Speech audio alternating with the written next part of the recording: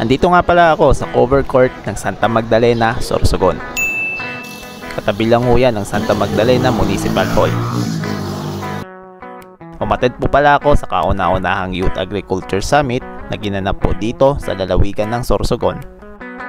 Naging abala tayo ngayong araw. Bukod sa pakikinig ng mga topic sa iba't ibang speakers, ay naging abala rin tayo mag-promote ng ating farm produce. Naging busy din tayo bisitahin ang iba pang mga booth para magkaroon tayo ng network.